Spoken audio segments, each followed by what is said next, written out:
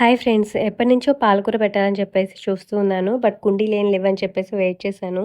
ఎళ్దాం తెచ్చుకుందామని రోజు అనుకుంటున్నాను కానీ కుదరట్లేదు. ఇంకా ఫైనల్‌గా ఖాళీ ఆయిల్ డబ్బా ఉంటే దాన్ని ఇలా పోసేసి దీంట్లో అయితే సెట్ చేస్తున్నాను. చాలా మందికి ఆకుకూరలు ఇంట్లోనే పండించుకోవాలని ఉంటుంది. కానీ 1, 2 సార్లు వేసి అవి సరిగ్గా రాకపోతే ఇంట్రెస్ట్ లేక ఇంక వెయ్యరు.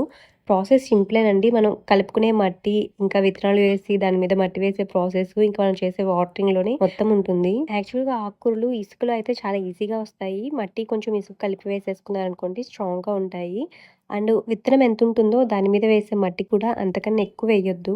అండ్ వాటరేసేటప్పుడు వాటర్ పైనుంచి పోకుండా జస్ట్ స్ప్రింకిల్ చేస్తూ ఉంటే విత్తనాలు అటు ఇటు వెళ్ళిపోకుండా మంచిగా వస్తాయి. ఈ వంకాయ, టమోటా మొక్కలైతే అశోక వాళ్ళ స్కూల్‌లో వన మహోత్సవం రోజు ఇచ్చారు. అవి అశోక పెట్టి చక్కగా చూసుకుంటుంది.